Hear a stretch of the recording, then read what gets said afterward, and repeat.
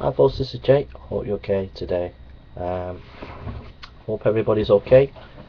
Making Explicit made a video today and just responded to you, Making Explicit. Hope you're okay, mate. All the best to you. I'm just going to play it. I'll stop the video and then I'll make a comment, okay? So, this is Making Explicit. Jason, ¿qué tal? I just watched your latest video where you get all upset about TJ, the amazing atheist, mocking Thomas Aquinas, and at one point you exclaim that he's desecrating the Western intellectual tradition, and I find this a fascinating remark because it makes me wonder, why on earth would a fundamentalist, Bible-thumping, science-denying, and bigoted Christian such as you want to have any truck with the Western intellectual tradition? Why do you care? Isn't the Western intellectual tradition the antithesis to most of the things you believe in?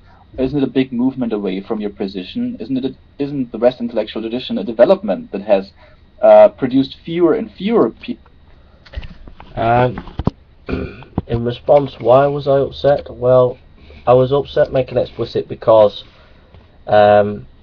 basically Amazing Atheist was calling Sir Thomas Aquinas a stupid, and he was saying he was smarter than Sir Thomas Aquinas.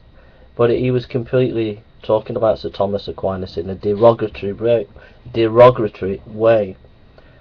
And I always thought the intellectual tradition, the Western intellectual tradition, was always about fairness.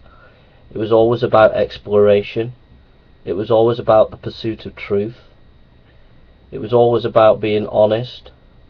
It was always about having intellectual integrity.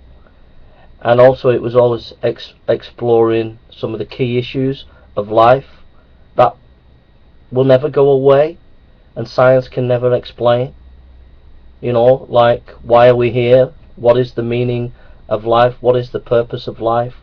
And some of the big existential questions, like free will, for example. So when someone kind of just mocks Sir Thomas Aquinas in a derogatory way and doesn't take him seriously and doesn't realise how much influence Sir Thomas Aquinas has had on the history of Western thought, I'm going to get pretty upset about it, because those values that I've just stated are what I see as the Western intellectual tradition, and he completely desecrated it by the way he talked about Sir Thomas Aquinas. And then you say I'm science denying. I'm not denying science. I'm happy to read and to learn and to grow. Science is not my best gift. I enjoy philosophy, particularly French philosophy. I enjoy reading novels and plays and things like that. I enjoy culture. And I want to grow in my knowledge of science. I want to grow in the knowledge of philosophy. I want to grow in the knowledge of other religions. It's all about growth. So I'm not science denying. So wherever the information and the facts lead me, then I will go. I do feel there is a dogmatism within the scientific community about evolution, and I have provided documentary evidence for that. Okay. Bigoted. Just because I have a different opinion on gay rights, I feel that being gay is not biblical. It says, holiness unto the Lord. Holy, holy. Now, I'm a sinner, I fail. I'm not judging gay people. My sister's lesbian. So I'm not into judging people. I don't want to be judging people.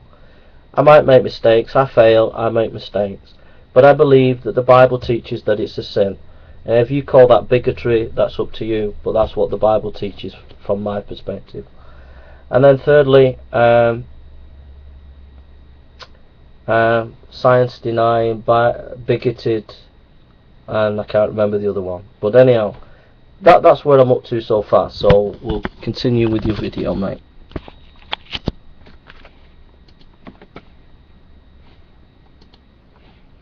People such as Thomas Aquinas and more thinkers such as Nietzsche and Hume and Voltaire and Bertrand Russell and A.J. Ayer and Peter Singer and Richard Rorty.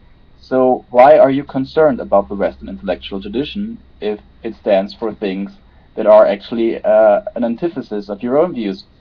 No, because Christianity has been at the foundation of the Western intellectual tradition. All the great philosophers throughout history have been influenced or indirectly influenced by Christianity. You know, Christianity influenced science. Francis Bacon developed the scientific method, how to reason and look at evidence. Galileo, Copernicus, Newton, Faraday were significant in the development of science, and they were Christians. On scientific theories such as Pascal, Descartes were significant in the development of science. You know, you can't look at Locke, you can't look at even Hobbes, you can't look at Berkeley, you can't look at Kant, you can't look at Hegel, you can't look at Nietzsche, you can't look at Wittgenstein, you can't look at any of these philosophers without really having some appreciation of Christianity. Because indirectly or directly they've had some kind of influence on them. So when you're engaging with any thinker, you've got to appreciate the sort of different shades of background, the historical shade and background that we come from. And our history is important. You know, our intellectual history is important. And where the streams of influence came. I recently went through 22 lectures of Francis Schaeffer on the history of Western thought, because I wanted to learn about the different streams of thinking and influences. So, and like I said again, the intellectual tradition is about value, the value of honesty, the value of exploration. Also, there are key issues that will never go away again, such as freedom of the will. So, you know, philosophy and theology are always going to be part of the conversation, whether you like it or not, because there are certain issues that science can't answer, and certain issues that will never ever go away.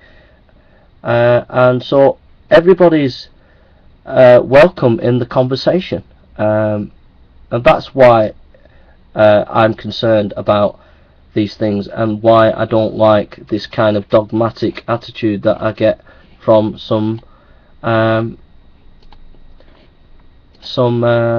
hardcore atheists. Look at Western philosophy departments in the 21st century, which are very much heirs to the Western intellectual tradition, and you will find that 70% of faculty and PhDs are willing to self-identify as atheists, according to a recent survey conducted by Phil Papers, which is basically the PubMed for philosophy.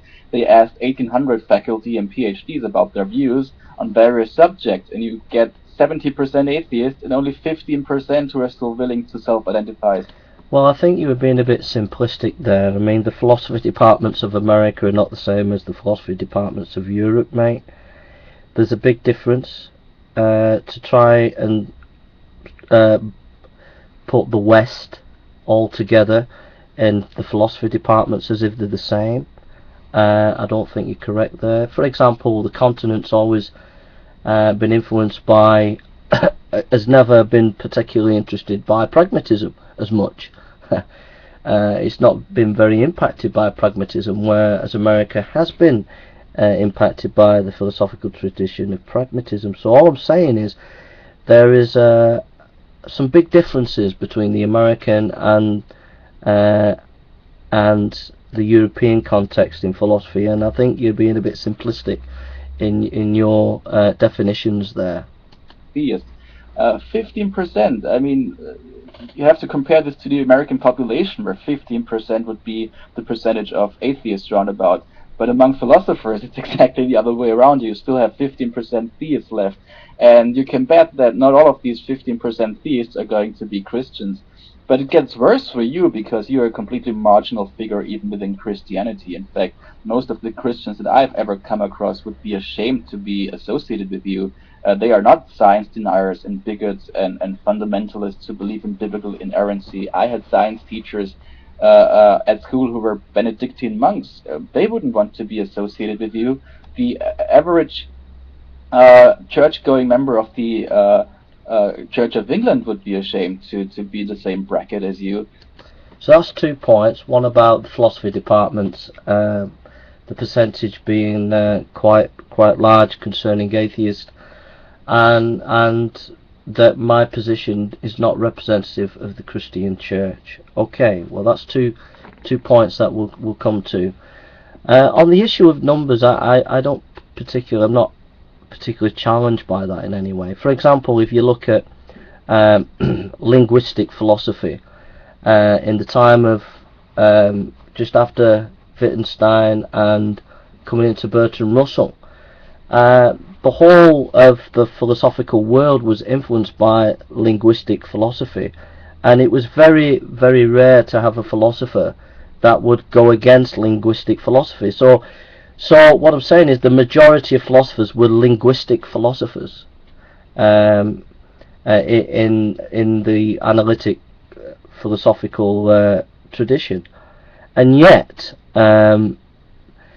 now that tradition has fallen by the wayside. There are very few philosophers who follow that tradition. It does not hold sway like it used to. So in other words, the small minority of philosophers in the time after Wittgenstein who didn't agree with him, and the people who came after him, they were a small minority, and they've been found out to be correct. So just because a majority is of one position doesn't necessarily make them right. On the issue of the church making explicit, my beliefs come from the Bible. That's the first thing. The second thing is the church, the institutional church like the Church of England, have departed from the 39 Articles. If you look at the 39 Articles, which I would hold to, which I believe, in the Church of England, the Church of England has actually denies its own beliefs and has departed from its own biblical standards. So whatever the church, and also in the Church of England it is split. The vast majority of Anglicans around the world would agree with what I believe. The Church of England, because it's connected to the state, has been secularized to some extent. But even in the Church of England there are some strong evangelicals who would agree with me. I would agree with Bishop Jensen, who is one of my heroes, who is the Archbishop in Sydney. He's an Anglican, and the Sydney evangelicals are the kind of evangelicalism that I advocate. The Morse College Seminary is what I would advocate, and they would all agree with my kind of theology. So you are a completely marginal figure within that Western intellectual tradition, and so we'll still you seem to think that you're somehow a defender of the Western intellectual tradition, and you like to flash these philosophers' names at us, such as Derrida and Foucault and Nietzsche and Slavoj Žižek, who are all atheists, by the way, but you don't seem to care. You seem to think that somehow philosophy is on your side, and that you are the sophisticated thinker who is in tune with the Western intellectual. Because I always think philosophy is about being open to discuss. That's why. So that's why I feel comfortable quoting these people, because Žižek is a person who's willing to discuss, he's willing to explore, so I respect that. I respect Nietzsche even though I disagree with him. I believe that even people who you disagree with, you can learn from. That's why I like reading some of the atheists of the past, because they can teach you things. Tradition, and the atheists are all unsophisticated and don't know what they're talking about, and that they are somehow running away from philosophic. Most of the atheists are, not all of them. And yeah, I don't know. Some atheists I don't know. Some scholars I don't know. Some of the ones that you've mentioned I don't know. But I'm willing to grow. On the freedom of the will, I didn't know a lot when I started the subject, but I thoroughly went through as many of the scholars I could read on that issue. So I'm learning and growing, making explicit. I haven't got much time, but take care and God bless you.